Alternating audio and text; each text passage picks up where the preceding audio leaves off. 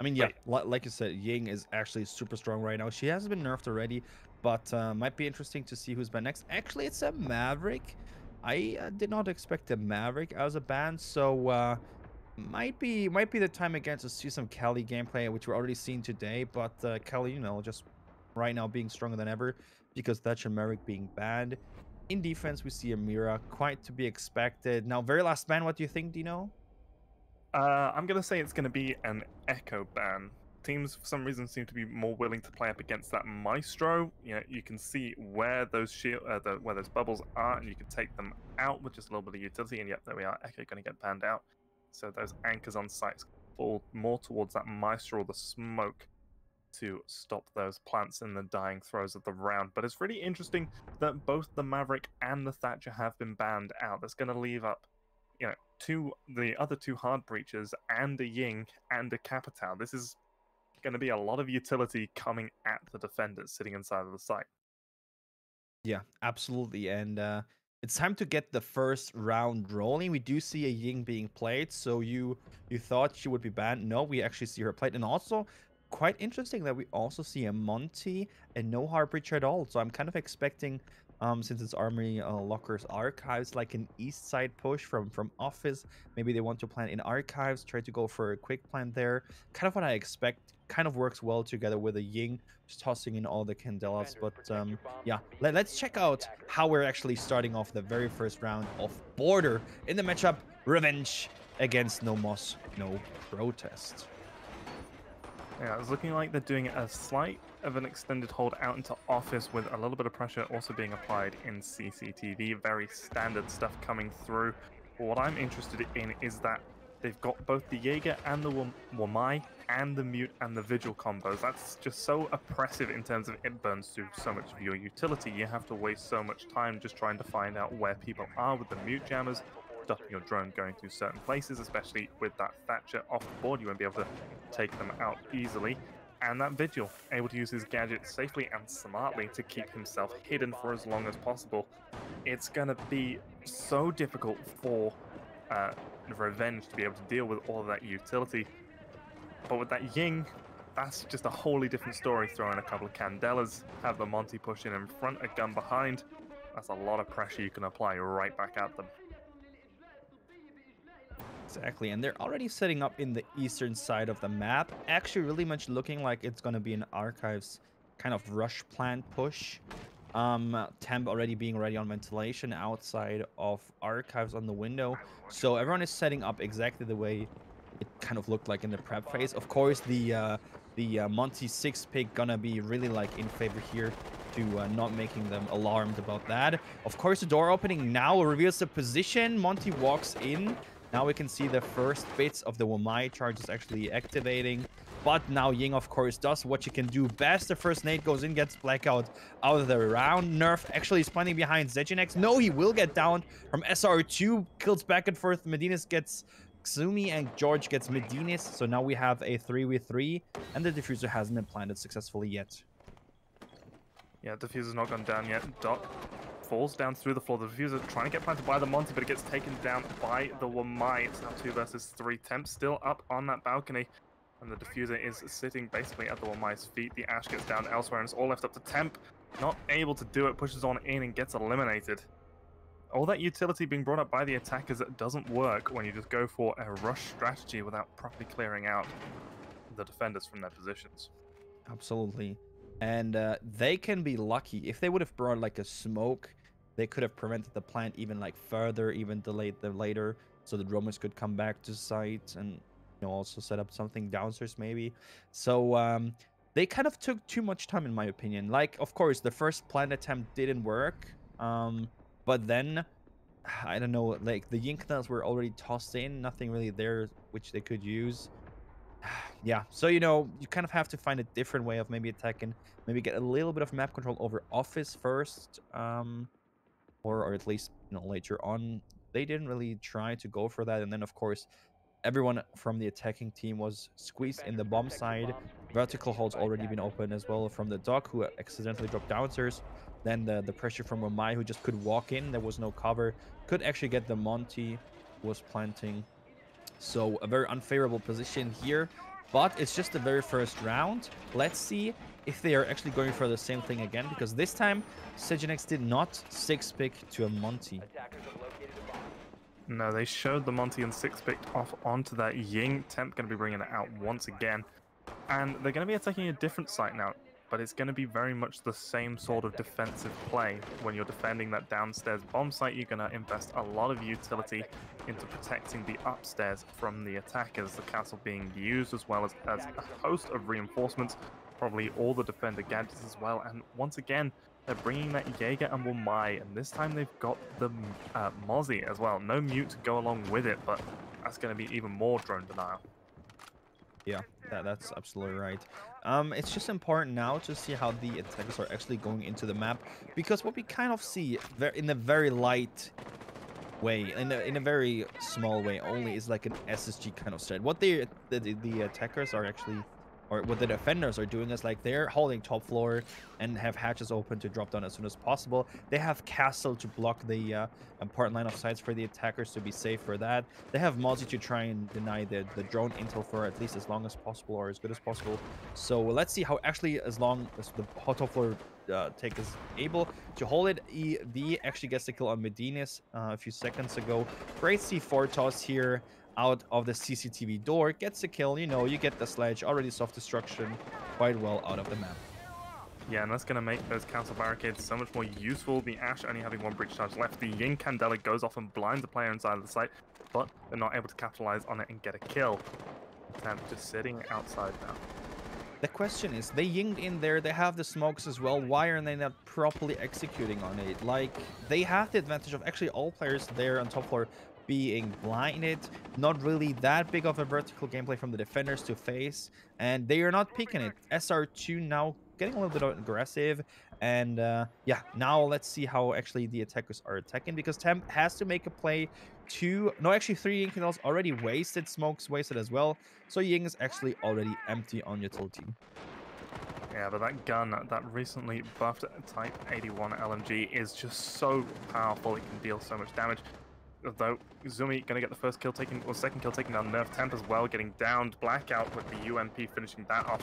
Now it's all left up to the Hibana and the Ash. Hibana peeking round this doorway, but IV finishing off one. Hibana finally gets a kill going, but immediately dropped. No Moss, no protest, getting the second round in a row, and it's not really looking like Revenge has got too much going for them here. And that's a flawless defense here with a very, very strong top floor hold. To be fair, I really don't know what Revenge is doing right now. They are bringing quite good ops. I mean, Ying, obviously one of the strongest attackers right now. Flushing out ADSs, getting rid of them, getting rid of Wamai gadgets as well. Blinding defenders, able to rush in and do a lot of damage. You named the gun as well. Super strong gun, an LMG with 51 bullets. So there is the firepower, there is the utility, but they're just not working with it. They are flashing, but then nothing is following up there. There's like no push coming from one side, no attacker trying to go in somewhere, no repel on sandwich window which would have been super strong in this specific situation. No, nothing. They just, I don't know, they try to squeeze through a door or a Hibana hold and then lose the gunfights and just die. That's, in my opinion, not what we're used to see from Revenge normally. No, Revenge definitely normally a lot better at capitalizing off of the ground that they are able to gain, and it's a bit surprising to see them playing like this. It's they're wasting, as you mentioned, a lot of their utility very early on without getting much from it, or if anything at all. They are going to see No Moss, No Protest now play that customs and detention site. Got the name of it for a second there, but this is going to be the tertiary site, and this is what Revenge needs to win. It looks like quite a heavy hold upstairs over towards the armory to assist the players inside of CCTV. Going to make it so much more difficult for Revenge to go for that standard execute that we expect to see from quite a lot of teams. Absolutely. I mean, holding the top floor is super important, but actually really like holding tight to CCTV is super hard, because there's basically a window, there's break door, there's CCTV door, there's a soft wall you can open, there's the waiting the fully soft waiting wall you need to reinforce as defenders if you want to be safe in there. So actually holding armory side is much easier, and that's why a lot of teams are holding the top floor in a way of holding armory as well. it's quite a small map if you look in comparison to other maps. There's not really like that crazy of gameplay happening. If you have one half of the top floor, there's not really like a lot of vertical destruction then possible, because as you can see from half wall, deep in half wall, they are holding line of sights. Ooh, Verge might have now play now. Oh, he's spotted in the C4 from down below, gets him. That's a very good pre-placed T4, of course working very well together with the alibi gadget. Blackout actually gets Medina's as well. IV though will be down next to half wall. They have to be super aware of nerf now when they try to rest him, but so far very, very good execution as well already from NMNP. Yeah, NMNP doing a great job defending in this push from Temp inside of Archives, trying to see if he can work these angles and make something happen for his team. Zumi seems to be aware that there might be someone coming from that direction, but he wants to get the revive off onto Ivy, get that Maestro back up and running, but gets killed, standing up slightly during the animation to revive, and Temp finishing off the downed Maestro. Now, 3 versus 3. There's still a Hibana and a Ying up on the board, as well as Nerf on that IQ. A lot of great guns, a lot of great utility. This is still very much a round that Revenge can win. Yeah, absolutely. And they do have top floor control now, so they can start introducing the vertical gameplay and also opening the hatches. But they only have a minute to work with. There's still probably Velcomes around the map, spread throughout the map, which can be utilized by the defenders to see where the attackers are coming from. Blackout is also still on the roam in ventilation workshop, where we could just see him. So there's still map presence in the first floor from NMNP. And yeah, now the attackers are actually having a hard time also going into side. Prison now will be opened by Hibana, as we can see. And the A spot pressured as well. But now we see actually Blackout being spotted. But it's just a very important play from him. He wanted to be spotted because he can just waste a little more time peeking the main lobby door. Yeah, able to waste so much time for that position. George Foreman elsewhere, though, getting a kill onto Seji. That's the Hibana down. And now the IQ pushing in. The timing is just horrible. George Foreman gets one more, and Blackout finishes off the round. No Protest winning 3 in a row. That's a clean defensive sweep. And the round that Revenge really needed to win to give them a foothold into this game has gone in the favor of the defenders. It's going to be so difficult for them to, mount a comeback in this situation, as at this point, basically, No Protest have won the opening half. I mean, I don't really know what Revenge is doing. They seem to be very, very slow in their actual like executions. They had a quite interesting play with Verge going in Archives very sneakily, not being spotted that, but then of course shooting the alibi. You can't predict if you shoot if it's an alibi or not. It's kind of random if there's an alibi or not. And then of course the perfect C4 coming in from down below, helping the guys in the top floor hold. And then of course wasting 2 full minutes in the top floor hold. And then it was a 3v3 with barely any time for the attackers, and still very good positioning for the defenders. So a very unfortunate situation if you have to attack border, which is quite a turtle heavy map in the very late round. So yeah, I don't know. What do you think could Revenge do? What could they change in the way they attack to get the next 3 rounds in their favor? Personally, I think that the first round was almost just an outright throw. They tried to go for that cheeky early plan, and it just, without clearing anything else out, it's not really indicative of what we should have expected to see from them in that round. But what I want to see is a more cohesive team attack. We saw just there when they were trying to attack that customs, lots of players split off trying to do their own thing. If we can get them grouped up together, all focused on achieving one goal as a unit, they're going to have a much better opportunity. No Moss, No Protest are just a team. They're full of gunners, but they're smart gunners who can just play around you so effectively if you give them these one-on-one fights. Whereas if you start bringing your whole team or 2-3 people in together with that refrag potential, it's an entirely different game. This time a sneaky play actually by Medinis here, cooking the nade, not knowing that the Jaeger above him is slightly to the right. And Jaeger can actually stay alive in CCTV for the moment and holding down to CCTV for the moment as well. But of course, this is a wasted nade with proper droning, you could have properly revealed the position of Jaeger. Xumi was actually in a cam right now as well, so you could have spotted him and got a free kill, but just a little bit damage dealt to him for this moment. Actually, we see a waiting repel from IQ. In the same time, George Foreman gets Medinis out, so that's the sledge gone. Verge now, though, able to refrag onto Foreman, but Blacker will be taken out as well by Verge. Verge going absolutely crazy, taking a lot of people off from the leaderboard from NMNP. So this might be the round where you can actually see a switch. What? Through the wall. Nerf as well getting one more onto Zumi, and it's all left up to Satua inside the site. It's the Wamai. He's lost a lot of health already, and he's got it all to do swinging around inside of the office. He's pretty far in towards the metal stairs, but no, it's going to be the Ash getting, I believe, a 4K in the round. And that's the kind of aggression and play that we expect to see from Revenge coming into this map. I mean, to be fair, I think the one lucky shot through the wall from Verge was lucky, but the rest was fully coordinated. I mean, the aggression, just like you saw, okay, so far we didn't really play aggressive. We tried to go mainly with utility and try to be very safe in our positioning. It didn't work. Hey, let's get Verge going up those metal stairs and try to get some kills. And he actually got a 4K.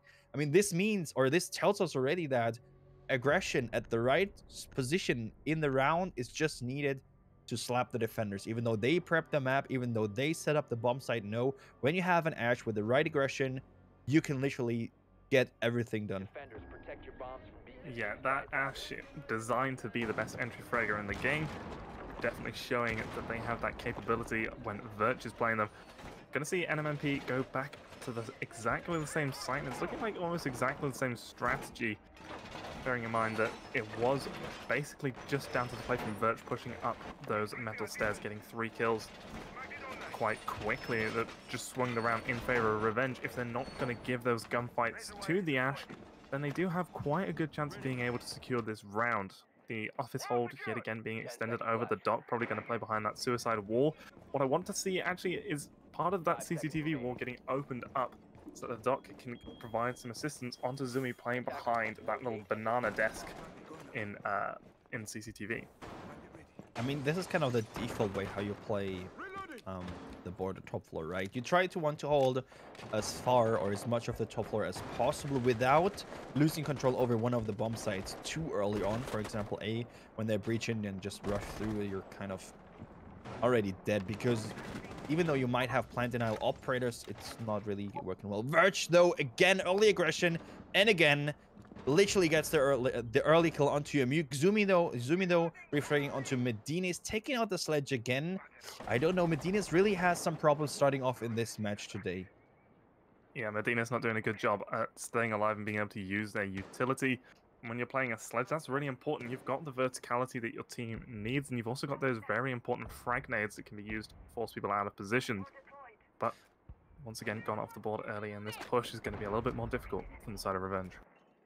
I mean, you said it, the nades being so strong, especially want to get rid of the player in suicide. You can literally nade him from above. So if you can burn the ADSs in office and get rid of them, you can literally get rid of the dock quite easily and get a big part of map control super quickly. I mean, we don't have a Thatcher or a Maverick, so getting into office is super hard without getting the breach. Jaeger Zumi, though, now being punished as he picks a little bit too much. Nerf actually shooting him down in CCTV from a waiting repel again. A super exposed repel, but it seems to work just fine for them. CCTV control, but Ying gets shot from suicide from that dog we talked earlier about. Ivy getting a free kill there without any shots back to him. Yeah, Satua as well, getting 2 more, taking down Nerve and Verge. And it's all left up to Seji on the Hibana outside on this balcony. Satua is down to about 25 points of health, but with the dock on the board, can get that heal back up with a minute to go. Seji does have the diffuser and all 3 X-Kairos pellets, but it's looking really unlikely that they'll be able to make this happen right now.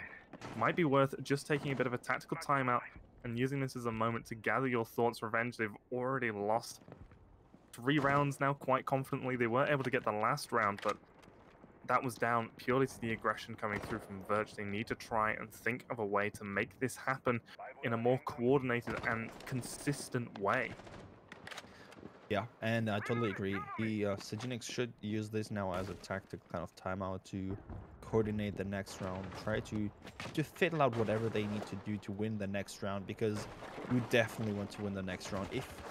Oh, he's actually going for a peek, but obviously not really a chance there, since SR2 just had the better positioning behind that shield and could use Peeker's advantage in his favor to get the headshot landed. Yeah, the Hibana just trying to force a way in and make something work. And that gives 4 rounds to the defenders already. Moving on to the 5th, they're going to go down to the Vents Workshop Room. It was, again, a very strong defensive win last time we saw No Moss No Protest play here. And that seems to be sort of the story through this first half. No Moss No Protest just looking better in basically every single way than Revenge. Revenge not knowing how to counter what's being thrown at them. Absolutely, and it's the last attack Revenge has to kind of go into a little bit more favorable position. For one current score, it could go totally towards NMNP if we see a 5-1. That would be super strong for NMNP, I'm sorry, in an attacker favored map, and they are defending and have a very strong lead already. If Revenge now can actually win the next round, it's super good for them, because 4-2 is, of course, the favor is there for No Moss No Protest, but a 4-2 is clutchable. It is winnable. Of course, also 5-1 is winnable, but then they have to at least have the energy to win 5 rounds in a row to do the comeback, or to make the comeback possible. And 4-2, it's basically just 2 rounds in a row to tie and then take the lead afterwards. So this round now, of course, very important for Revenge to be won, but we've seen No Moss No Protest just playing the map as it's nothing. They completely destroyed Revenge so far. Hopefully Revenge now can get their problems sorted and go for a different attack strategy.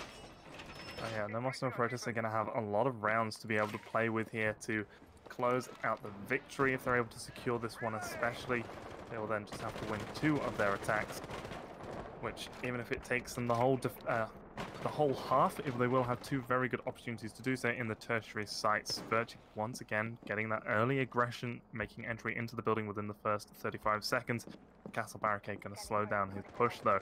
Top floor control is really important for both teams when attacking downstairs, basically on any site of this map, because so much of the floor is destructible. You can get so many angles onto players downstairs that if you're unable to get it, it's just going to be used against you from the defending side.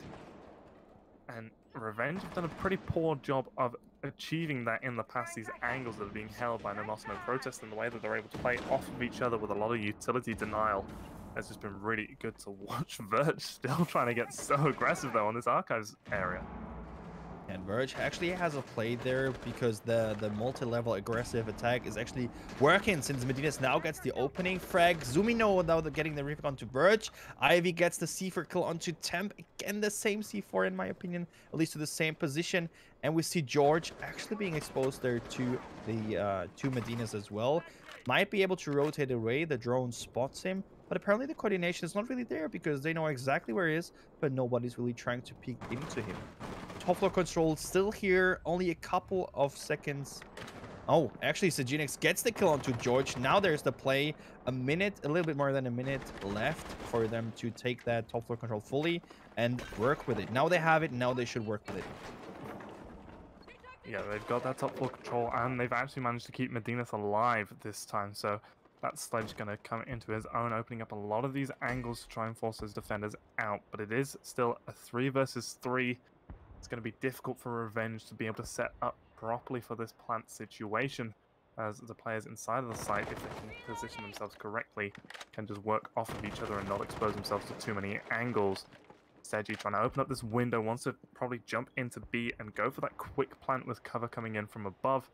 But with Zumi playing inside the hallway and Ivy playing at the backside of the site with a C4 potential... Oh no, they've already used their C4, so they're just going to have to go for these gunfights. Blackout creeping through inside of detention and wanting to see if they can get an angle. But Seji's actually found his way in. He's going to go for the plant now. 3 seconds left on the clock. Nerf gets one onto Zumi. Ivy not able to hit the long-range shots with the reflex. And it's all left up now to both the Castle and the Valk. They're on full health, but the time is slipping away from them quickly. A Sledge holding the angle upstairs and Seji holding a nice passive angle outside of the B window. They've only got 30 seconds left to try and make something work, and Nerf holding such a long angle. Medi takes down IV, and it's all left up to Blackout. He's right next to the diffuser, but he needs to jump out. Looks the wrong way, and Seji finishes off the round. Going to give Revenge their second attacking round on the board. Get them 2-4, moving on to their own defensive half now. And there you can absolutely see how important it is to have a sledge available at the very last minute of the round. They could completely clear the bomb site by just destroying, like by just opening vertical holes. The defenders have to go out of sight, and then when you want to go for a plant, the positioning is very bad for the defenders. They have to kind of, you know, get their own spot back under their control. Barely doable for defenders. And now we go into the round swap, as we said, 4-2. Not that bad for Revenge, but of course, No Moss, No Protest looked very good so far. It's an attacker-sided map, according to statistics. So let's see if No Moss, No Protest can actually work with it now, or if Revenge just needs to go to the defense to properly start playing border. Yeah, we are going to see No Moss, No Protest also bringing out that Ying. Going to be brought on IV, so let's see if they're going to be able to make this work slightly more effectively than Temp was able to. Temp, a couple of occasions, used a lot of their utility without being able to get the kill from it. But as we've seen, NMNP have played together as a unit a lot more effectively throughout the vast majority of these rounds, with the communication being a lot more on point. So I'd expect to see those Candelas probably used a bit more sparingly, but at the same time a bit more effectively. And that will potentially be the real deal breaker in these rounds. And to be fair, I think a Ying is, you know, you have to play aggressive with a Ying. If you don't play aggressive with a Ying, you flash people, you flash utility, you flash ADSs. If you then don't work with what you get, Ying is, you know, then you can also bring like a Fuse who also just gets rid of utility from the defenders. But a Ying actually has the strength of having flashes which are working properly in Siege. Not every flashbang, if you're new to Siege, is working properly as it should be. We're not playing CSGO, we're playing Siege. If you look away from a flashbang, you are not flashed. But Ying is a completely different story, and working with that, having the favor of flashing your opponents, them not seeing you, and you basically getting a free kill is what they need. Temp opening the round on defense with a frag, headshot on IV, and that's the Ying gone. That's such Maybe a a little long bit too angle aggressive. from Temp. Yeah, I mean, it looks like Ivy was just trying to peek through into break room, and Temp able to land this really long angle shot close to the lockers inside of Armory itself. Now, the Jaeger has been spotted out downstairs by the Nomad. His drone work coming on through, but they're not going to get too much from it. Most of the players sitting inside the site. It's Seji and Verch roaming downstairs. Oh no, Seji's actually sitting inside of office. He's not even downstairs. It's just Verch on that Jaeger, trying to be as aggressive as possible and waste as much time, but NMNP aren't even going to give him the time of day to try and contest that player. Absolutely. And I mean, now, of course, the problem is if you pick Ging, you don't pick anything else. Like, you have to pick off, for example, an IQ or something else. And IQ would have been so strong. Nerf actually getting a headshot on Zumi. Tem finds one more as well. Then the refrag is there, though. Nerf finds one more. George finds one as well. It's a 3v1. So many bullets fired. It's only George with a slither of HP, and no Verge also shuts him down. The first defense for Revenge, the first win here on their second half of this map. That's what I'm known for. Well, that's what I know Revenge can do. But what were No Moss, No Protest doing? It seems like their Ying died and they went, alright boys, let's run in through this one doorway, we can win a fight. And, well, turns out they couldn't win the fight. Temp and the Kaid just absolutely demolishes all of them as they just run into this one angle and the hailfire of bullets. If that's the way No Moss, No Protest intend on playing the rest of their attacking rounds, I wouldn't be surprised if we see a big Revenge comeback come through. I mean, I still can't believe what just went on there. They just pushed in, got so many frags in their favor, but then everything fall against them, and yeah, Revenge just popped off and got more kills in the trades, and then it was a 3v1. I mean, yeah, to be fair, losing the Ying that early on, Ying would have changed that. I would put my hand into the fire. Tossing in that Candela is nothing the defenders can do against it. They're blind. They can't do anything against when they're blind. And then you get like the map control in the top floor there for free. You can plant, for example, at Toby corner or behind the half wall safely without any problem. But Ying died very early on, so the utility was lost. The gadget was lost. And of course, a man was lost as well.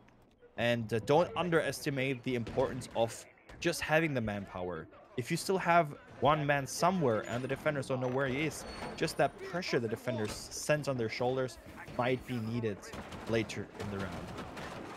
Yeah, but the key thing is that it did feel as soon as they lost that Ying, they kind of threw away the round.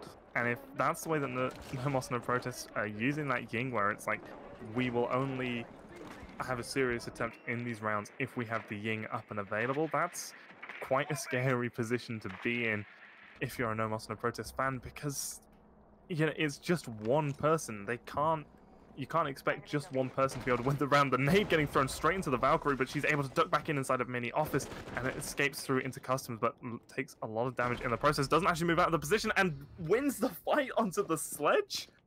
So Tua not able to land the shots, but now a second gunfight might come through onto Medinas from a player thinking inside of detention. That's Black out, but not going to make an aggressive play just yet. Medinas is going to survive a little bit longer, but the amount of pressure that this is applying onto the rest of the No Moss No Protest push.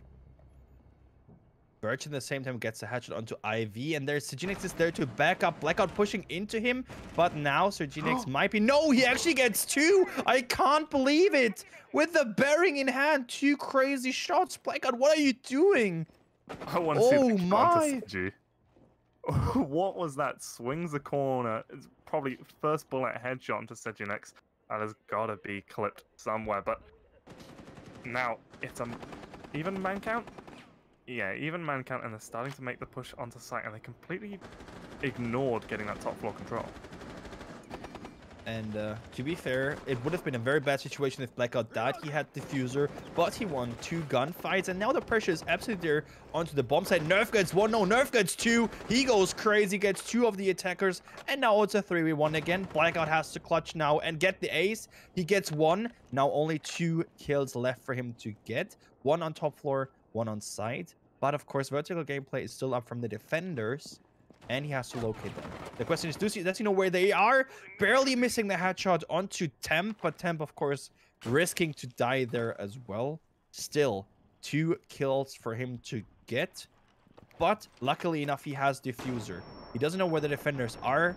Temp might peek into him from the metal stairs for the moment. He is safe. Hatch is opened. I'm guessing he might have a chance. He finds one, still stays alive. It's a 1v1 situation. They don't really know where he is. Temp has to find the kill on him. More than enough time. Blackout actually will stick the plant. And will he get it successfully done? No, now he will stick it. The question is, will he be able to successfully stick it and win then the gunfight against Temp as well? Temp sees him, but misses the chance. Blackout against Temp now in a 1v1. They know where each other are. He peeks into Blackout, wins it! I can't believe it! Blackout, you're a legend! Blackout getting the ace. Temp giving up his position, pre-firing or taking shots without a clear angle, and 4 kills with the bearing 9. This man is insane. That gun can be so difficult to control, but if you're able to play it like as well as that, then Jesus Christ. Okay. Can somebody please call the police? I think he's too good for Siege. He broke the bearing. I don't know what he did. The bearing is like, when I play it, it's like going absolutely everywhere, but not where I want it. But he just completely turned it around and got an ace with it. This is what high level of gameplay looks like. Yeah, Blackout really showing us just how to play the game at the moment. And something that I found quite interesting is that they've not brought Ying out for 2 rounds in a row. They won the last round without bringing that Ying, and I think in part it might be due to the fact that they were playing Ying because Ying is broken and not because they have strategies that involve playing Ying well. And that's an important point to make when it comes to high-level gameplay. It doesn't matter how broken an operator is, unless it's, Lion, back when he was at his peak. You still need to have some form of strategy working around that operator for them to be effective within a competitive setting. And I still don't know really what to say after this last round. 5-3, 1 point away from match point, almost no protest. They could secure now the very last point to match point. 2 points are dividing them from the win. Revenge now has to win 2 rounds to at least tie and have a chance to win this first map as well. So a lot of work needs to be done, but we just saw Blackout proving that they're still worth of winning. They still have the fire. They are still absolutely awake and want to win. So yeah, let's take a look on now how the next defense turns out. Blackout again on that Hibana, so he again has the same firepower with the bearing as well. Yeah, they spot out the Valk playing inside of CCTV, oh, inside of Customs once again, but she's already fallen off. Hibana wanting to open up this wall immediately, and this is going to apply a lot of pressure very early on onto the players upstairs. They are actually looking like they're going to go for that proper full top floor clear that we didn't see from them last time. Some creative drone positioning coming out from Blackout. Oh, looks like he missed the jump slightly there. But it's going to still apply a lot of pressure onto Temp, who has already fallen back deep inside of Archives. And it's looking like he's actually the only player up inside of this top floor area. You can literally see that 3 attackers are rotating this way as well. Oh, crazy shot from Zumi here, but there's still more breath presence from the defenders. There's at least the first refrag. Verge finds 1. No, he finds 2, but then he will be shut down by IV. And it's a 3v3, but top floor control is fully in hands of the attackers. That was quick. Yeah, that was decent frags coming through from Verge, though. I mean, you lose the C4 on Temp, but you take down the Sledge and the Zofia. That's so much utility gone from the attackers, but minute 20 to go. It's still a 3 versus 3, and Blackout is still on the board. Medi wanting to go for this rotate up the east stairs, but thinks better of it, electing to help his teammates out on site. Blackout has the diffuser, and it looks like they're going to go for that B window execute, a very common execute, but because it's common, it does mean it can be quite easily countered at time. IV going to take up position outside the front door to cut off some of those rotates, and George Foreman sitting upstairs to hold those angles through the rotations inside of the site.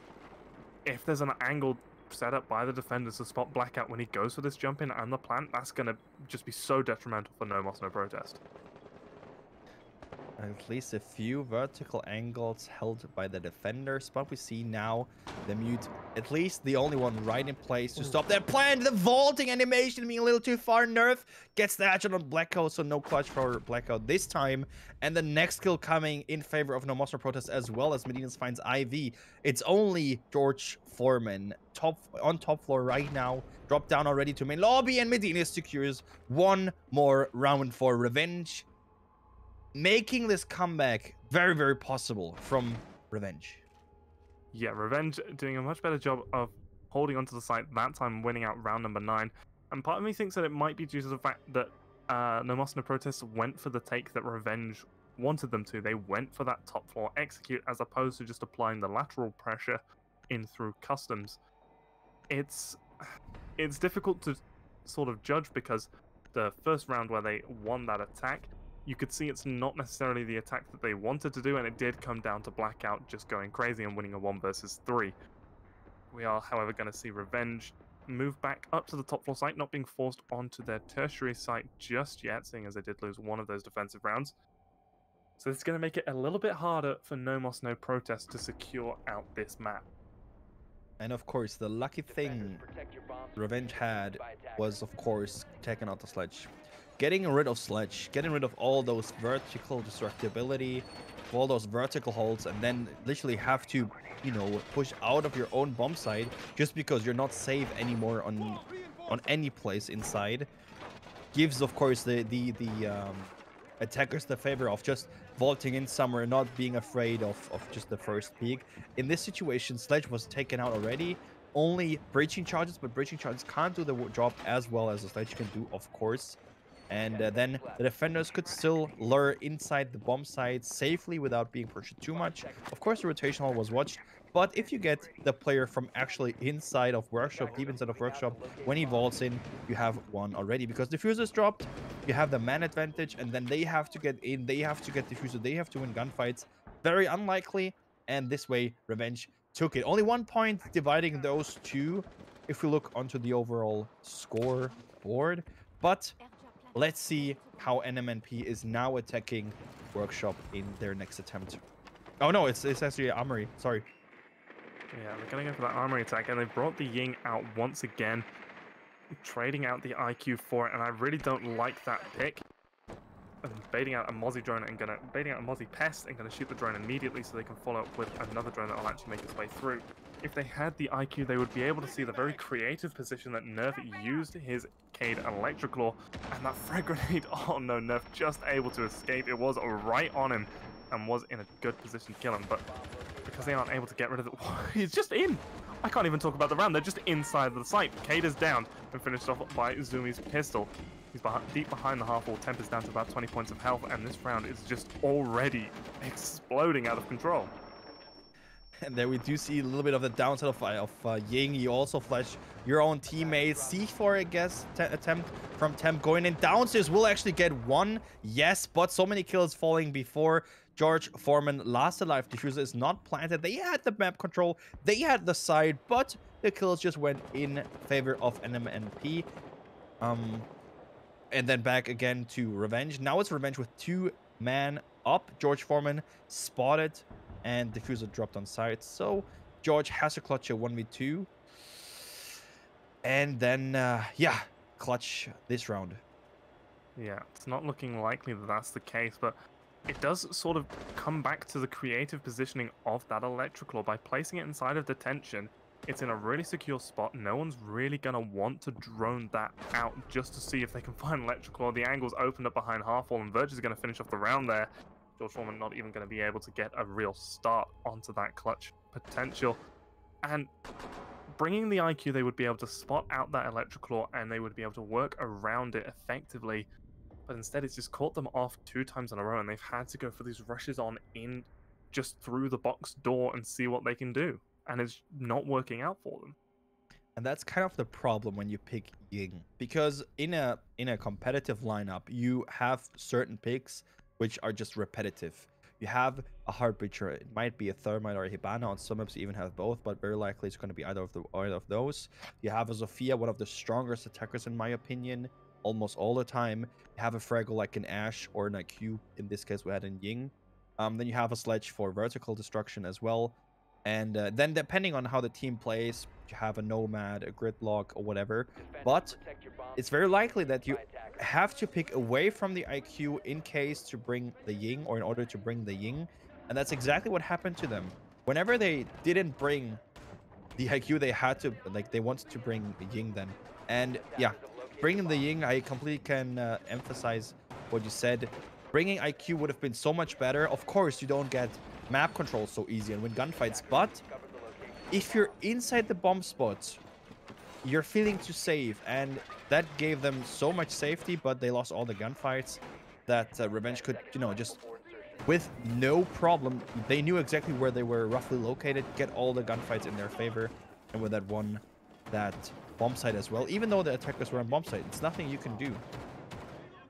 Yeah, it's such a difficult position to be in as an attacker if you're just inside of the site without any real cover or safety behind you, and don't have any positions to fall back on, even if they had been able to get that diffuser down in the round.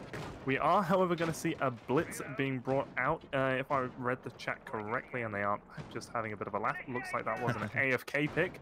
So Ivy going to be bringing out the blitz in this situation, as they're going to make a go at this bathroom tellers attack. An interesting choice by Revenge. Teams today have brought out both bathroom tellers and that custom side. Both have worked out to some extent, and they're going to go for this full-on armory clear. We did see at one point just a straight rush in through the soft wall over by tellers itself, but this armory clear is a much more standard way of doing it, and Ivy is already so aggressively up, but Verge gets the lead-off kill onto Zumi, and a down as well onto Satur. So many rotationals and line of sights being opened by the defenders. Verge actually gets the shot on Blackout to finish that one as well. But SR2 is still down, so man advantage there. C4 being tossed, but couldn't land, though of course gets a little bit on it to be on Blitz. Verge actually finds the kill on Blitz. Medinas finds SR2, and it's only George Foreman again. George Foreman finds one, but still 4 more to find. And nope, Revenge actually takes 1 more and goes into the leading position on match point 6-5. They are turning it around as it would be nothing. Yeah, after such a rocky start from them as well, they really didn't do too hot on their own attacking half, only winning out 2 of those rounds. This has been completely dominant, just in reverse. Revenge actually taking us all the way to match point already, and they are in the prime position to win it out, going back to that ventilation room workshop, which they have been able to win out successfully before. And yeah, the Ivy gonna stick on that blitz, however. So maybe it wasn't an AFK pick last time, and if if so, that's quite surprising because that blitz wasn't effective at all in the previous round. Absolutely. And I mean, to be fair, the blitz wasn't really it's a 6-pick from a blitz to a blitz. Okay. Very late decision to actually 6-pick. But to be fair, the blitz of course has not really a chance when he has to fight long range gunfights. And the position of the defenders to actually open those holes through deep in armory, if you're fully honest. They could see deeply into armory, and with that take the gunfights. A blitz has barely any chance. The only thing he can do is cover his teammates, and even that is problematic because, of course, still his head is exposed and can be shot from the distance. This way, they could find so many kills from actually still being in office. And yeah, nothing really the attackers could do. I also think they didn't really think about, hey, what do we do if they are having line of sight towards us? Because actually positioning a player maybe on the office window would have prevented them from getting so many kills against them. But of course, sometimes you don't really know what the defenders are doing. But that's again why we can only say as often as possible, droning, droning, droning. Droning is so important in Siege. To have a good drone economy is so important because those tiny informations, even it might seem unimportant, is sometimes more important than an actual kill. Yeah, most definitely. Droning is so crucial and so effective within Siege, and it can never be sort of understated.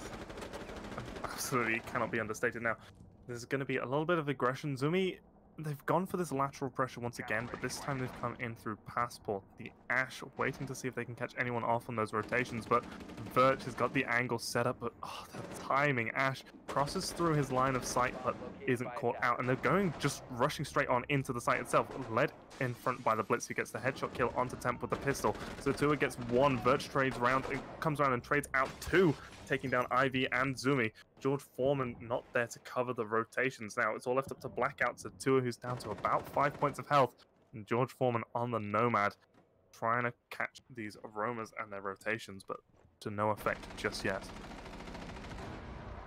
And it's actually, again, Medina's finding 1 more kill onto George Foreman, so that's the Nomad gone as well. Only 2 attackers, making it possible to go into an overtime. SR2 actually finds Medina, so it's a 2v2 in the very end. 1.5 minutes, so more than enough time.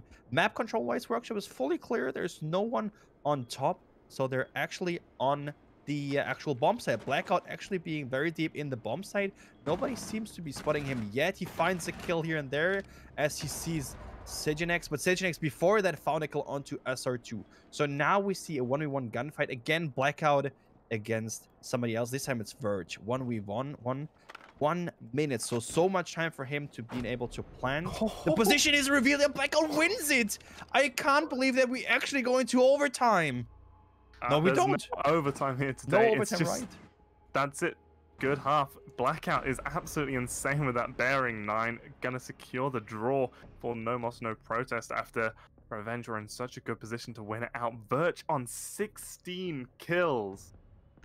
Jesus, he's insane. And you know, Satua and Blackout getting 10 and 11 each, doing great work for their team. But that is going to be all from map number 1 of Border. We are going to be going over to Coastline. Do you have anything left to say about that game, Silver?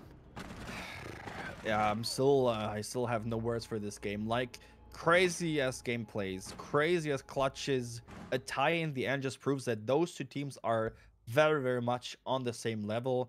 I mean, I think today we kind of saw a map which is, by statistics, an attacker-sided map for both teams working far better in defense, right? Revenge literally being dominated in attack so heavily, but as soon as they got in defense, they could turn it around. And of course, No Moss, No Protest in the first run won 4 defenses. And yeah, it's absolutely crazy. What about you? What do you think? Final words for the first map. It was just a fragger's paradise. Everyone taking as many gunfights as possible. No Moss, no Protest definitely need to work on shoring up some of those attacks. Revenge as well, those attacks were a little lackluster, but both teams having great defensive halves. Blackout is absolutely insane on the Bearing 9. That just cannot be overstated. Using that gun is very difficult, and to get as many kills as he did on it is just incredibly impressive. But yeah, that is all from us from Border. Please don't go anywhere. We'll be back very shortly, moving on to our second map of the evening, which will be Coastline.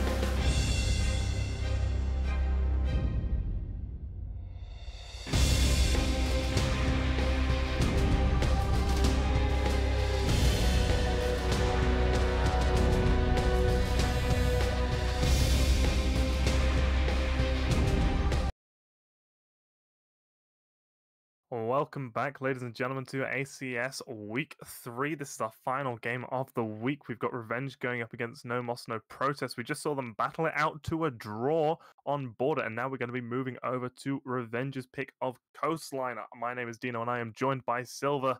How do you see this map playing out, man? I don't know. Like after the first map Border, I have absolute no words. We have seen crazy gunfights, a crazy amount of gunfights, especially back and forth. In the end, we saw a tie on the first map, so definitely both teams are strong. For the second map, I expect the same thing. It's technically speaking an attacker-sided map. If you look at the statistics, I think very likely it's going to again be the same thing, that the defenders are going to take more rounds than the attackers are actually doing. I don't know why, but I'm quite sure about that. I also think we're going to see Ying a bit as well, or Ban might be going in both directions, but it will be a lot of gunfights going in back and forth. What do you think? Yeah, Coastline is definitely the most attacker-favored map in the pool. And it's one of those ones where you really don't need to bring much in the way of supports. You don't need to bring any hard breach, no thermite hibana or anything. You might want to maybe bring a Maverick because he's got those frag nades and can give you a little bit of that additional versatility when you're going for those attacks. But I think this is just going to be an all-out bloodbath. We did see Verch get 16 kills on the last game, Blackout with 11 leading the way for No Moss, No Protest. So it's just going to be gunfights back and forth all the way through. With the operator bans, though, I wouldn't be surprised if we actually see a Ying ban. There's less requirement to ban out some of that additional supporting utility, like a Thatcher or a Thermite. So a Ying ban, in my mind at least, is very much on the cards. How do you feel about it? Yeah, I do agree. Like we have seen a lot of Ying. I'm not sure if the teams have prepared for or against a Ying, but very likely I think we could see a Ying ban, especially Coastline is just also a very frag heavy map, and if you can flush out a bomb site by yinging your Candela, by throwing your Ying Candelas in there, you have just so much with little effort if you can use it correctly. Though I also think we might see, like, for defense, if we look at defense again, a Mira and an Echo Ban. We have seen them, like the Echo Ban especially already, which we talked about yet for the first map. I think also that might be very likely banned. But of course, there's also going to be a last defender. What do you think for the last defender? To like our map bans, our operator bans. Yeah, for the defense, it's probably just going to be everyone's favorite Mirror Echo bans. It's just what you see all the time. It's probably going to be a Maestro left up on the board, but the first ban getting underway is going to be Ying getting taken out. I think we could all kind of see 10 that one points for coming. casters. Yeah. But this second ban, that's going to be quite interesting. I wouldn't be surprised if a Capital gets taken out, but there's a lot of self-destruction. Oh, NMNP going to take out that Monty. That's really quite an interesting adjustment to make. I don't think Revenge actually brought out the Monty all that much, only really on the very first round when they wanted to go for that rush strategy, and that didn't pan out too well for them. To be fair, I think Monty is especially strong coastline. Not really much crossfires are able to be taken up here. Not that much rotation on the top floor, especially. So Monty is just literally clearing a map so quickly. Next up, the Mira ban we talked about. Last ban coming in, and it is an Echo. So we kind of predicted, except for the Monty, everything correctly. But that's it for the bans. 4 bans, two for each team. And yeah, the bans already already pointing out that this is not a hard breach heavy map. No hard breacher is banned. You don't want to be safe for hard breacher because teams are literally just might be bringing a Hibana and nothing else except for that, because not really that important breaches are there. And actually in the first lineup, except for there might be a 6 pick, but right now there's no hard breacher even picked. Yeah, very standard to not see a hard breacher get picked, although I wouldn't mind seeing a Blackout on that Hibana once again. The things he can do with the Bearing 9 is stuff of wonders. But well, this map is actually Revenge's map pick, so No Moss No Protest chose to start out on this attacking half, thinking that it will give them a little bit of an advantage going up against Revenge. It might actually lead them to win up this map, which would give them the leg up in the series. Now, we are seeing Revenge start off on that hookah billiard site, a very standard site for teams to start off with. Sort of the go-to first picked site. You don't really see Penthouse or Blue Bar get picked all that much in general, really, anymore. Yeah, And it's actually quite interesting that we do see a very frag-heavy lineup by the attackers. NMNP really seems to go for frags. And in my opinion, Sledge, I mean, it's quite to be expected that Hookah Pool is the first bomb site. And even if not, of course, you can still pick to a buck. I actually would have brought a buck along with me because you can literally get map control super easily if you verticalize from downstairs, which is of course not possible with a sledge. But the advantage of a sledge, since Buck has been nerfed, sledge has nades and Buck doesn't. Yeah, that is a really big a really big part of that decision-making process too, whether or not you choose that buck or that sledge. A buck is definitely more favored on this site just because of the way you want to play the verticality. But with Medina sitting here behind that bar in Sunrise, it's going to be an absolute pain on the side. His Mozzie drone as well going to gather a lot of information as he's already been able to collect one of them. Kitchen, the player in Kitchen Verge has been spotted, rotated away to Freezer. But there was also, of course, presence at the kitchen window, which made him push back. Medines throws a C4 and lands it perfectly on the Nomad. Nomad gone with no time. Medines actually finding a next one, but then will be refragged by Xumi. And Izumi even taking shots from above. Vertical holes being opened by Maestro from below. Has to rotate now since the ash shards are coming against him. From the window, he will be pressured. And then from down below, the kill is secured as well. Ivy taking the shot onto Nerf. 3 last defenders against 3 attackers. But almost every defender is far, far away from the actual bomb site. Yeah, Temp gonna sit down here inside of the blue bar. Now, the great thing about Vigil sitting in this position is directly below that standard spot you see players play behind the billiards bar. So he can sit here with his gadget on and delay so much time as those drones need to try and clear him out. He's in a prime position to act off of any push that comes in through that lower floor, potentially up those blue stairs. The attackers, though, wanting to go for that hookah push from the outside. Blackout going onto the balcony, Zumi on the rappel, and Ash is actually going to risk it, applying pressure from that downstairs. Spots out a Mozzie Pest, but doesn't spot out the Vigil. Temp still sitting in such a good position, and he's finally able to take down Ivy. A couple of whiff shots, but that's the Ash gone, taken off the board. Deji, meanwhile, has lost a lot of HP playing on side of the site, and that's your smoke, someone you really want to keep alive, especially with only 45 seconds left on the clock. And now, of course, the crossfires are there all the way for the defenders. We have one on Cool Vibe stairs. We have smoke in between sites next to rotational on pool. Can toss smoke canisters. It's just important for the very last 30 seconds to hold your positions. It's only 2 attackers. You know exactly where they have to come from. Very likely that they are going for a rotate. Sophia's actually in, not spotted at all. Pushed into the hallway, will get downed. Though has gotten the frag first, but Revenge actually takes it. Even though, as we see, the Jaeger has been down as well. Seginix, as the smoke in here, just does a fantastic job finding those kills. Yeah, the crossfire set up by Revenge at the end. There's only so many gunfights you can take as NMNP before you're going to get caught out. Being able to eliminate that Jaeger, but then not being prepared for the Vigil pushed up on the blue stairs. Potentially, they thought he would go for a rotate up through white to provide assistance from Aqua, but that was not the case. Elects to play on those Cool Vibes stairs instead. Now, it looks like we're seeing exactly the same defender lineup, but this time they're going to be defending that kitchen service entrance, generally regarded as the second strongest bomb site for defenders on this map. And seeing as it is downstairs, it gives a little bit more credence to the sledge being brought, as that verticality only needs to work one way, and that is down. Absolutely. And quite a good defensive round, in my opinion, for Revenge. And it's kind of what we talked about, right? We're seeing 2 very strong maps for attackers. And it's actually turning the way around we didn't expect it to do, because more rounds on the first map have been won on defense for both teams than on attack. And it's already indicating that it goes the same way on the second map. Revenge took the first map very good, like it was a 3v2 in the end. And yeah, the attackers, of course, had to go for a desperate push into side. Crossfire was there. Very good round for Revenge in the end.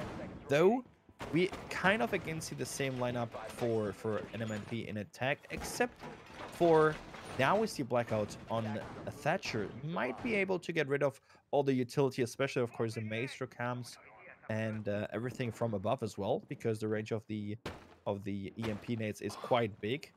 But let's see how it plays out. As we see, the Romans are already getting into the top floor. Verge trying to find the spot together with Temp as well in the top floor, setting up a crossfire probably to just be able to hold down the top floor for as long as possible. Yeah, those bullet holes set up by Temp, that's going to be really annoying for someone on NMNP to die to, because there's nothing you can really do about that, especially at that kind of range. This push, want to get control of that VIP and bedroom and penthouse, geez, control just so that you can apply all that pressure down onto the players inside the site directly above where that smoke is sitting. Seji going to need to force his way out of his location just to be a little bit safe. And this is where pressure from Sunrise can be so important, but Medi is going to be holding onto that for the time being. His C4 unable to land as Ivy hadn't actually made his way into hookah just yet. The Roamers over by the the Roamers over by the southwest side, trying to find some pressure onto the top floor. This is a very good top floor attack because they have top floor control in a little bit more than a minute. Nomad, of course, being able to shut down every rotation without problems. She is now, of course, the very strong part. Ivy gets a kill onto Segenix, takes out that smoke, a very important kill for later in the round. But we still have main lobby controlled by Temp and Nerf, so they have to be aware of that as well. But a lot of soft destruction, as we see now, of course, Sophia using her gadget, Sledge using his gadget. Yeah, all the Thatcher nades also being popped here to try and get rid of ADSs, of Mozzie Pasts, of whatever, to just further clear out the bomb site. Yeah, all this vertical destruction looks like they're setting up for that server's entrance take, and George Foreman getting a kill as well, taking down Birch, one of the key fraggers off the board, but they haven't cleared Nerf and Temp out of that lobby position, and that can be so detrimental if you just go for that push on in through service. But Ivy and Zumi have already gained so much control inside of the building. Blackout is going to go for that plant in the doorway itself, and neither Nerf or Temp are in a good position to counter it. Zumi gets a kill onto Medi. Nerf takes down Zumi immediately afterwards, but 4 versus 2 post-plant situation, the two defenders have the whole world on their shoulders right now. Nerf gets another one. George Foreman off the board. And now this is looking likely. With a little head tip spotted by IV here. Nerf actually finding the headshot onto SR2, but Ivy finished it off with a last shot onto Nerf, securing 1 round now for the attackers. And to be fair, it was a brilliant execution. Very quick top floor clearance. Very good vertical gameplay, finding kills, also, of course, finding important kills onto, for example, the smoke. Getting rid of ADSs and whatever was blocking the bomb site with the Thatcher from above without even exposing yourself. And without any big interference, then, of course, planting. And post-plant is very likely on an attacker-sided map, also going into the hands of attackers. And we just saw it perfectly executed, as I said, from no moss, no problem. Yeah, and that round kind of shows how important it is if you're playing that defensive kitchen is to have some pressure over towards the penthouse side. Even just reinforcing a wall, placing a shield down and an ADS, you can delay so much time, and it just makes it so much more difficult for the attacking team to get that control. Seji went down super early and just in the scope of the round because that top floor control was so easily conceded over to the side of No Moss No Protest. You know, we're going to see a little bit of a change up. They're going to go to that blue bar, Sunrise bar defensive hold. It's the first time we've seen that today. And it could be quite an interesting adaptation. They're bringing out both the Jaeger and the Wamai. That's going to be a lot of utility being denied from the attackers. I mean, almost all the time seeing a double bar hold is very strong heavy because it's a very unfavorable bomb site. There's very bad spots for the attackers to push in because crazy line of sight from the defenders can be held, but also, of course, tossing in nades is getting you so much because you kind of can guess where the defenders are located. That's why you have to kind of intelligently come up with a strat. Of course, we are playing coastline, also hold the top floor as defenders. That's why we very likely are going to see a top floor taper in the attackers as well. This time again, a lot of fragging potential, a lot of soft destruction ability. So if they get top floor, they have no problem at all to winning this map. Actually, it's the Ash going to go into service, breaking that barricade at the very bottom to sneak in without making that sound, without giving the sound cue. And Kitchen is also in her hand without any problem. They censor though. Ooh, almost hitting the shot here. Medines almost got a shot through the wall. I don't know if there was a cam or whatever, but that was a good prediction, if not. Yeah, I think maybe some audio has been heard, or there was just a pre-fire over towards that kitchen window. But Ivy is in a good position to cut off any rotations as this top floor control is being conceded to No Moss No Protest. They should be able to make entrance into hookah in just a second. but they're aware of the counter verticality that comes through. They've got the shotguns in the form of that mutant smoke and C4s as well available on that mute. Oh, George Foreman with a beautiful one tap taking down the smoke deep inside the site. That's your plant denial gone, and Zumi's just in blue bar. He's found his way in. Ivy has gone down elsewhere, and he's just inside the site. Gets the kill onto Nerf, and Sunrise control has been almost entirely conceded over to the side of No Monster Protest. Blackout is going to get the plant down. George Foreman gets traded out by Medi, and it's just flurry of kills. Zofia gets another one, and the diffuser has been planted now, and it's all up to Revenge to try and make this comeback or this retake work. It's a 2v2 as they found also Zumi. Medians found also Zumi. Long angles being held here by the Thatcher, not successfully. It's a 2v1 post plant. Like we said, Dog overstimming here a little bit. It's only SR2 alive. He has tossed in his last nade, as we just saw. And the diffuse attempt is going in here, actually finding one kill. The free frag is there, Dog taking himself up, but it doesn't matter because Medinas has more than enough time to stick that plant. How could they retake that bomb site so easily as defenders? I have no idea. It came down to some brilliant shots. I have just how Blackout died proning behind that bomb. Must have been an absolutely beautiful shot coming through from, I believe, the Wamai in that situation, but that was such an impressive retake coming through from Revenge. No Monster Protest definitely had that round in the palm of their hands and just threw it away, being able to get the diffuser down in such a quick and succinct manner with so many players left up on the board for their team. I mean, the Thatcher didn't need to peek, in my opinion. That, of course, was also a big negative aspect in the way the post plan was held. It could have ended out well, or even better, if he, for example, rotated out, went to the window. They could have a crossfire or whatever to properly hold that post plan. They didn't decide to do that, and it didn't end well. So again, a defense one for Revenge. 2-1 current score, and it's again now time. 2 rounds has passed. Now they can again go to the top floor, to the very best bomb site, which is yeah, considered by a lot of teams to be the best bomb site in that precious top floor, hookah and pool.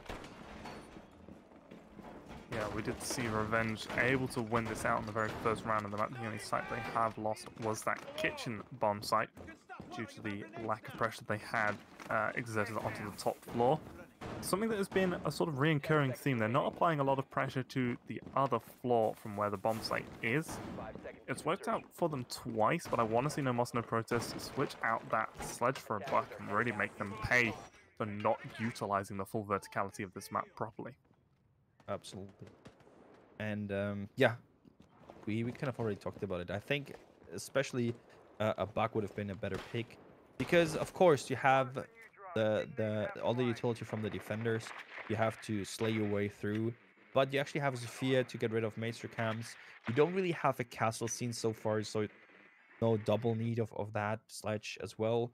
And to be fair, bottom floor presence is so important this time, especially. There's not that much bottom floor presence from Revenge, so you could have, you know, go through there quite easily. C4 being tossed. I don't know how SR2 is alive. There was a beautiful toss here from Medines, predicting his position. Nerf finds one, Nerf finds two. How is that possible? Where exactly are the people coming from which are being picked up by Nerf?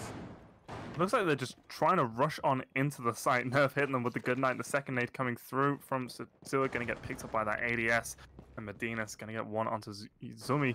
It's all left up to Blackout and Satsua. Satsua on about 5 points of health. And Blackout not able to land the shot. Medina's going to finish it off. And now it's a 1 versus 5. Blackout was able to get an ace on border, but I think this might be just a step too far for them. They're going for this push in through Sunrise, potentially trying to keep a little bit of that aggression up and catch someone off early, but he's barricaded out of the main hallway, and there are no holes opened up in the floor for him to use. And Revenge have been playing so well on their pick. Flawless round. Yeah. You named it. Flawless round. They are playing so well right now. Like a completely different team. If we take a look on the first 6 rounds on Border, how Revenge played, I was like, excuse me, that's not Revenge. That's definitely not Revenge. That's some other people playing on their accounts. But now we see a very strong, a very dominant team, even though it might be an attacker-sided map. Nope, they don't care. They just turn it around. And yeah, already having 3 points in defense is very good. And they have the potential to even get 2 more rounds and, you know, go up to 5-1. Last kitchen defense didn't go well for them. So Let's see if they can now make slight adjustments to actually make it work. Maestro is gonna 6-pick, or isn't he? He will actually 6-pick to a Valkyrie. There is an IQ, so it might be problematic to hiding these Velcams throughout the map, but not seeing a Maestro is definitely interesting. Yeah, not bringing the Maestro is gonna make it quite difficult. Nerf has been playing well on that Maestro, using it to great effect, especially the Aldo is one of the better guns for the defenders. And I think Nemosno Protest, they understand that it's an attacker-favored map, so they're bringing the aggression, but they're not bringing it as a team. It's individuals going for these gunfights, and they don't necessarily have the right support around them, and they're not properly using their utility to force people out. Medi has been playing inside of Sunrise for the last couple of rounds. I mean, now Virtue's giving him an ADS, but I don't think in the previous round he had an ADS. And he just sat there, wasted so much time, and was able to actually pick up a couple kills from it. And that really shouldn't be happening. You should be a lot more coordinated than that. The little drone bait here from IV trying to mess with Sejinex and his setup. But yeah, sometimes, and that's what we just saw, he tried to get the drone. He invested a lot of time in getting that. Couldn't get it, and he just went off to properly finish his setup. Sometimes, as a defender, it's quite rough to, you know, get cams, do your setup in the prep phase done without being exposed after the prep phase is over to an attacker. So sometimes, even though there might be a drone and you know exactly where it is, sometimes you just don't want to do that because you have so much other stuff to do and whatnot. Especially, for example, a Mute might be named here. Mute has so much stuff to do in the prep phase that, yeah, his first priority is, of course, his setup. Temp here, as we can see, in the top floor, they will eventually also go down to top floor as they drop DJ Booth peak holds here, but they seem to predict that. And, ooh, the drone, of course, did see him. The gadget, of course, revealing that he is somewhere around there. IQ is also there, so they might be able to find a kill. He will get a shot into his chest and needs to rotate back, but Nerf finding the C4. That was a good team play there. Absolutely. Oh, Lord. Yeah, some great coordination coming up from the team there, able to get the kill onto the sledge, and that's such an important kill as well. A lot less verticality going to be able to be opened up, and Temp has rotated safely down into lobby, and there's double flank coming through from Virtue Medinas. They're able to get the first kill onto George Foreman. That's a Nomad gone. And now the flank needs to begin in earnest. They spot out where that Nomad air jab is, but they're not able to properly take it out. The shots coming in through from the VIP wall. And this flank has been halted, but it also means that the attackers are focused on them and not onto the take itself. Exactly, and just this pressure in the top floor prevents them from solely pushing side without being, you know, worried about that as well. And they now have to also clear the top floor. They have been clear. They have had already, right? In the past, they cleared it. They had it, but then they just gifted it to the defenders. And again, Revenge looking really, really good. 52 seconds. Top floor control halfway is there for NMNP, but they also have to work with it. It's not much time left until they eventually have to push side and plant the diffuser. They are 2-man down, so a lot of fragging potential not anymore on their availability. But let's see if they can actually find the frags when they push down. They are being attacked from so many sides. Smoke canisters coming out as well to delay them. Blackout actually finds a beautiful headshot onto Medinas. And Zumi now trying to flash out some ADSs and reveal some positions. The next smoke canister, though, coming in just to delay him a little bit more. Ivy actually finds Verge. 3v3. It might be possible, actually. Smoke canister making a little bit of damage to Zumi, but Zumi is actually inside. Finds smoke as well. And they're inside, but then the freezer rotation finds one, finds two. What a good push here from Temp. It's a 2v1 situation and no time anymore. Revenge goes again with one more defensive round, and this time also with Kitchen. Yeah, that was a great defense coming through. I'm really surprised by how effective that kitchen hold was without really having any, you know, utility being used and pressure exerted on the upstairs beyond just having Temp sit all the way back at the top of White Stairs and wait just patiently for a while, using his visual scanner to delay as much time as possible, and then having the flank come on through from the Jaeger and the Mozzie. It worked out so well for them when normally that kind of hold isn't as effective. You expect to see quite a bit of utility used to defend that upstairs to burn through what the attackers have to offer, but when you hit your shots, I mean, you hit your shots.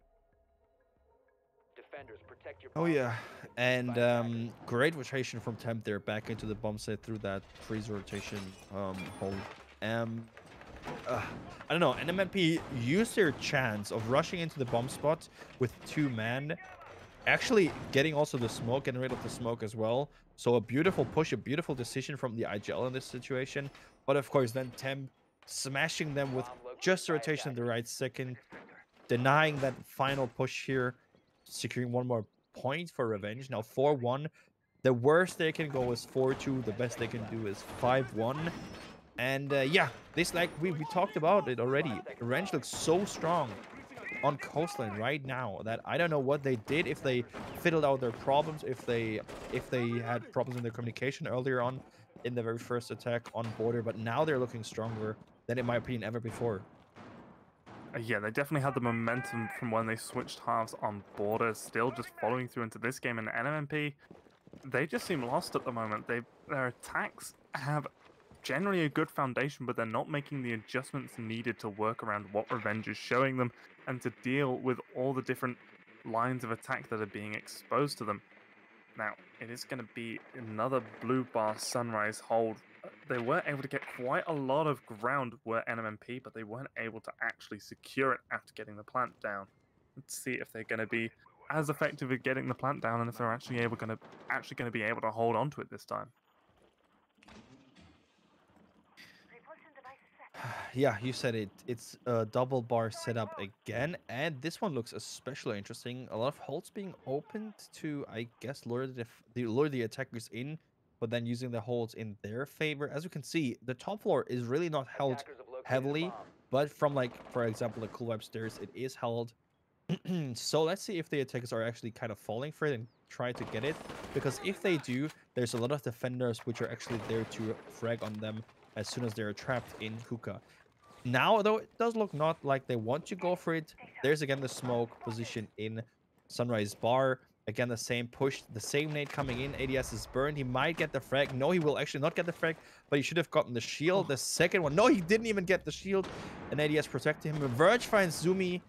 And with that, beautiful play here already from Verge again. Yeah, Verge doing a good job. Lead off kill. Temp as well, going to take down Blackout. Deji finally goes down, but that's both nades gone and all the flashbangs on Nomad gone as well. And they haven't really got too much control. That wall being left soft, though, does give them a good opportunity to push on in, as well as George Foreman getting that shot onto Temp. That's the dot gone. 3 versus 3. Satua is on low HP, but this is still looking quite like it might be a revenge round. But no, Satua making me eat my words. It already eliminates Medinas. Now, 3 versus 2, all left up to the Mute and the Jaeger sitting inside of sight. They're very close to seeing, hearing, and reacting to the plan. Of course, the Nomad now making it more problematic for them. Let's see if that C4 is actually getting rid of that Nomad air jab. At least he tries to get rid of it so he can peek and prevent the plant. Also, Persia, of course, coming up from the office side of the map. Searcher is actually trying to go for the plant. Nerf finds George. So it's only one with the plant, and the other one is off in office. Actually, it's a back and forth since Verge finds IV. Searcher finds Nerf. So it's only one last plant to Searcher against Verge, Jäger. And it's now the time to plant the diffuser. Searcher will actually stick it, but is of course now trapped inside and will be down as well. It's again Verge with the very last kill, clutching around. And it's a 5-1 for Revenge. I don't know how that is possible, but that's a very good start for the rounds when they have to attack. Yeah, just Revenge doing such a good job there. Being able to win that out. Verge coming in clutch for his team.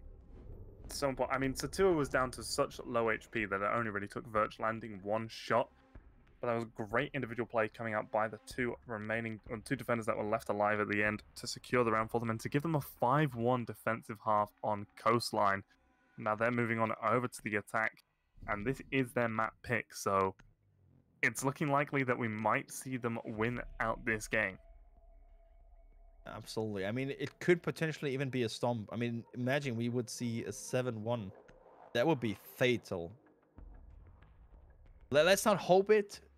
Let's not hope it for let's not hope it for no most no protest, because they still have the potential to come back now in defense.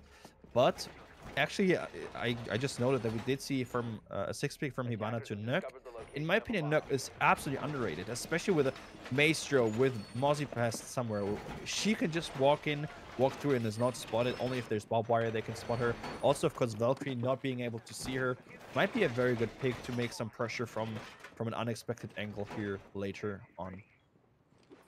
Yeah, lots of long hallways on this map that can be easily covered by well-placed cameras.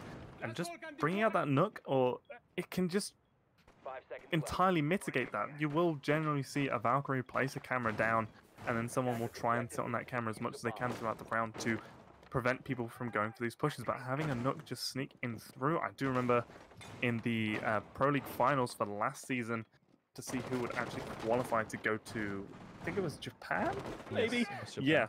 Giants, Aces just walked down the hallway so many times on that Nook and was so effective with it. I mean, if you're fully honest, right? You trust your cams. You don't think that Nook is actually a viable pick because she doesn't really bring utility for her team. She's just a kind of egoistic operator because it's the ability is only for her. Verge, being punished from that long angle from Zumi here, finding the opening frag here. Very good. Ash gone, Verge gone, good frag potential gone. So it's already a little win for NMNP in that very early round. And Medina tries to go for the same. No, he actually decides to go for a different direction. Goes up, I guess, main lobby stairs in a second. And we already see the roamers going up, not going for the downstairs push anymore. Yeah, it's quite interesting to see the Romers just already give up all of that control after getting one kill. Now, they did take down Virtue, who has been relatively quiet throughout this map, definitely not as effective as they were on Border, but that might just be because the rest of his team has been doing all the work for him. Now, this push, there's still a minute 35 to go, and they're still just trying to feel out where they want to actually have this take come from. Medinas has rotated over to the Aqua balcony along with Seji. So we might try and just sneak on in, but with pressure coming through from the top of the white stairs, Ivy takes down Medi on the balcony, and Zumi and Ivy just seem to be buddying up, roaming around as close together as they can be. And yeah, NMNP looks far different in defense. Like, this is an attacker-sided map. Hello, can you please decide what you're playing? Like, this looks again like a defensive round would be won quite soon. But NMNP has to keep it up. They have the roamers quite close back to side. A little bit of roaming in the main lobby here and there. But they have, you know, given up on that roam. But the attackers are now trying to attack side directly because time is, of course, running out. As you can see, Nerf is already relocating. And yeah, now, of course, time is working against the attackers. Sertu gets temp, takes out one more good fragger here and there, but is then actually too cocky and tries to go for another frag. Nerf will be taking advantage of that and gets the frag onto him. Nerf and Seginix have to get the very last kills in the very last seconds into their favor. Smoke canisters popping up as well, just to use more and more to get rid of more and more HP from the attackers. The situation is very good. They have to squeeze through that door. All defenders are watching. George finds one, and it's only Nerf last alive. He has to find 4 in order to win it. Rotates through the window, but time-wise, it does not look good for him. He has to find so many kills. Nobody, of course, in this situation will run out on him. And, of course, time eventually runs out around 1 for NMNP. Yeah, that was a very strong round for NMNP. Just that initial lead-off kill onto Verge, and then the buddy system being used by 2 of the roamers to just piece by piece work through the remaining attackers. They're forced to just go for this rush on in through Hookah as they don't have any Aqua control, so they can't apply pressure onto Billiards, and that's just never going to work out. Oh, please tell me Medina is going to 6-pick off that Blackbeard. Oh, thank goodness. Thank God. But he's going to go on to the Nook again. Okay, I think it's time again to elaborate more about Nook. To be fair, just to put it in quick words again, Nook is so strong. You named it. When you put a cam somewhere, especially now we see a Maestro, put a Maestro cam somewhere, you think you're safe. You don't expect a Nook to just walk down the hallway without any sort of safety. It's just something you don't expect on a high-level gameplay, and that is, I think, the strength of Nook, right? There's very long hallways, you said it, which are mostly watched by cams, by the defenders, and if you can just get a Nook somewhere, find a kill, and get map control without any interference, just because they didn't know you were coming from there, it's the best thing you can do. Yeah, and another key thing to note is that Nook actually has frag nades. Yes. So that gives you a little bit more lethality coming from her. And if you can work that into your strategy, yeah, Buck has flashbangs now, so just switch it up. Buck burns the ADS and Nook goes for the frag kill. And that's a really interesting Maestro camera placement. Don't normally see it placed on the tree itself. And that could actually work out really well. That is actually a really good cam. Like, it's not that exposed from the roof because it kind of fades in with the color of the tree as well, and you don't expect it to be on the tree. Like, honestly, that might be a very good idea to place it there also for my rank gameplays in the future. Now, push. It's a blue bar defense, and they've opened up quite a lot of that blue bar wall to apply a bit of pressure outwards into office. But looks like Revenge wanted to go for that kitchen side take, and this Nook is being used as part of the team. You expect to see Nook be more of an independent, roaming around by themselves, trying to work these angles and be aggressive on their own. You don't want your Nook to just be bunched up with part of the team. Especially now since office is being held, there could be such a good push to just go into server. Verge finds Blackout, opening frag there, and it's the smoke gone. That's a very important kill, especially since they're very close to just push into side. George Foreman tried to make use of that LMG in his hand, but no one picking him so far. And yeah, kind of slowing down a bit in the attack, as you can see here. But they now can set up their multiple layer attack, trying going from many directions, many windows, many doors, so much positions they can use to get rid of the defenders. And they also have kitchens, so they have all angles necessary for them, but they have to be aware of flankers because Zumi might be very likely to flank soon into kitchen. We see him here as well. Tam finds one, Verge finds one. We gets the reef gun to Verge, but it's so much damage done from Revenge. I can't believe it. They have the bomb site. Let's not hope that they lose it as NMNP did earlier. Zumi tries to rotate into blue bar, but the holes are not opened properly for him to go through, to fit through. Sejenex tries to plant the diffuser, but then kill-wise it's already over because Revenge just takes it almost flawlessly.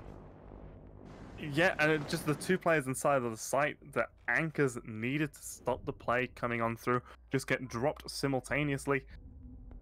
Revenge push on in, and now they're on match point after what was a really impressive take coming through from them. Medina still wasn't using Knock as effectively as you mentioned. A rotation in through server could have had a bit more of an impact, but sitting inside of that jacuzzi entrance, able to waste a lot of time, and it was just a great final close to the round coming through from Revenge.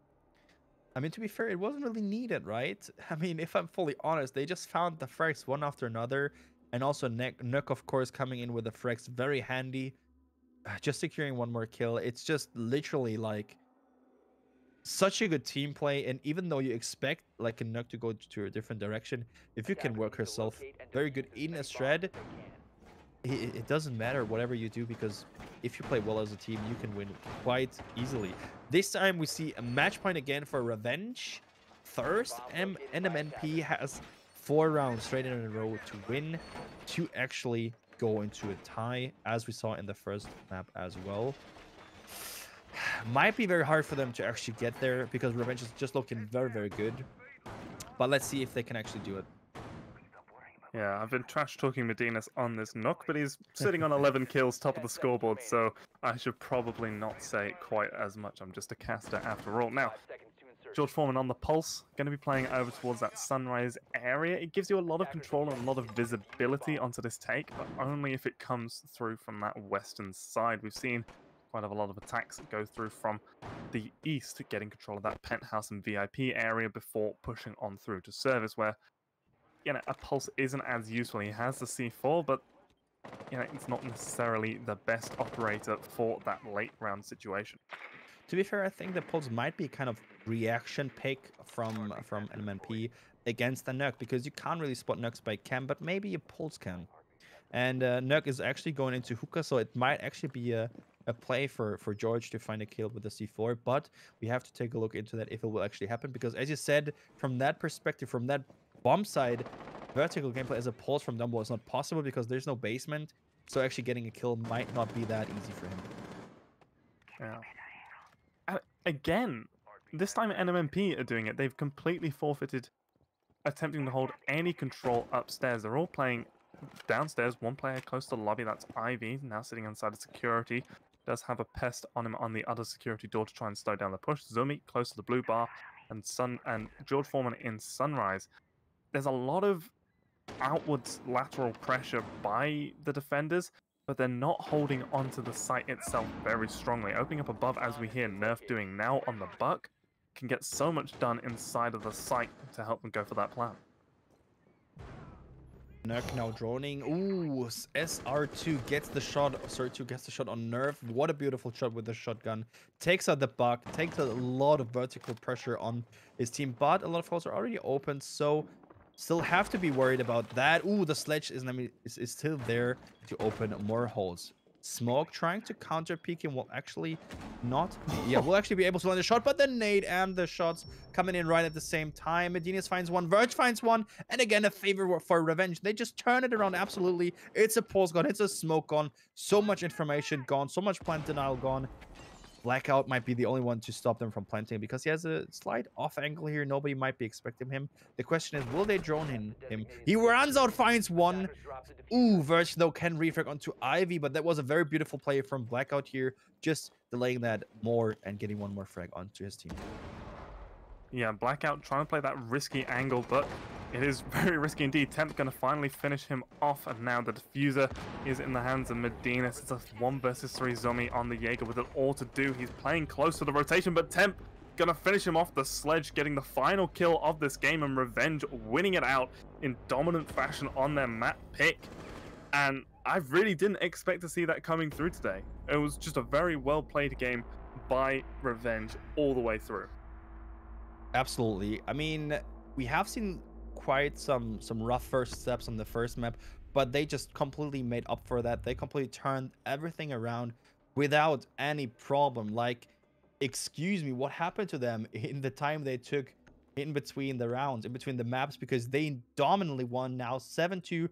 I mean, I kind of read through the chat as well that excuse me, no Muss, No Protest, that was the name. It was not the best map pick in the past already, so maybe that already is kind of indicating that they might lose, but it doesn't matter because Revenge just looked very good. So much good gameplay, so much great gunfights. I'm absolutely astonished. I don't really have words. Can you please put it in some words? I really can't. Yeah, just Revenge coming out of nowhere, surprising everyone.